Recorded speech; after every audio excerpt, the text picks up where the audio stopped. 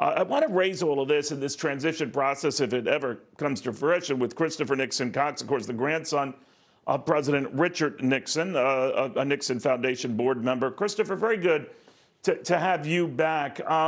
It's easy to play politics with that. Obviously, your grandfather was a Republican and a three-time presidential candidate, but he knew and operated under, guidelines of how you transition to the new administration back in 1960 when he lost to John F. Kennedy, not challenging what were at the time some questionable results and numbers coming out of the Chicago area, but he thought better of it, didn't challenge that. I'm wondering if there are lessons for Republicans now or Donald Trump now where he's saying there's widespread fraud and abuse. I don't mean to disparage the president, but at what point you sort of lick your wounds and say, all right, this is not going to change the outcome. What do you think? Well, Neil, it's great to be on with you as always, and it's a really good question. And I think that, of course, the president has every right and the campaign team has every right, if they believe there's fraud, to challenge it in the courts. That's true. But I think that there's a very good political reason for when the time comes, the president to make a gracious transition, if that's what it ends up being. And I think that the 1960 and 68 election provide a very good comparison. As you mentioned, in 1960, my grandfather lost the election. It was a very close election, especially in the popular vote. It's very close. And there was rampant or allegations of rampant voter fraud in Illinois and potentially in Texas, which could have put my grandfather over the top.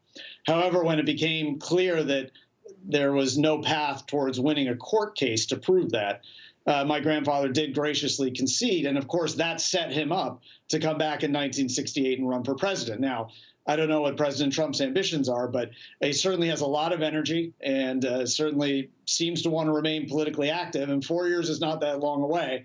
And of course, Grover Cleveland is an example of someone who was president, lost, Absolutely. And then won again 4 years later. So, at some point, a gracious transition and concession, along with his allies staying out in the public eye and, saying, well, maybe we were robbed, but let's come back and win the next time. That could set the president up for running again in 4 years, if that's what he wants to do. And that could set him up very nicely to do that. So I think that you have to consider. You're right. And history proves those who, I didn't mean to jump into that, Chris, but you're right. History proves that those who try that, and your grandfather was very strongly urged to challenge that 1960 election. We did learn that there was something to a process. He respected the process. And I'm wondering, too, when he won in 1968 and he met with Lyndon Johnson. Now, he hadn't challenged Lyndon Johnson, who decided not to run that year. He had beaten his vice president, Hubert Humphrey. But the two of them struck up a relationship that lasted for years and had to work with one another and sort of bounce things off one another. So in the modern times, we're kind of used to seeing the outgoing administration work with the incoming administration. We're not seeing that now. Now, I know there are times when it's tense with Herbert Hoover and FDR in the same car, and word and legend has it they never said a word to each other. So I understand that there's friction, and that's to be totally understood.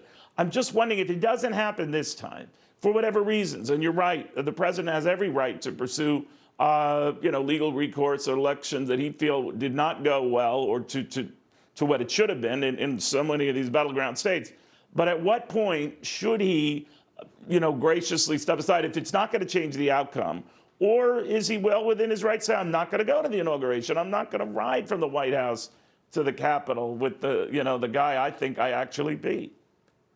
Well, I think it's such a great symbol of our democracy, going back to the election of 1800, that we do have a peaceful transition of power, and that the symbol of that are the incoming and outgoing president coming together to show that there is a peaceful transition.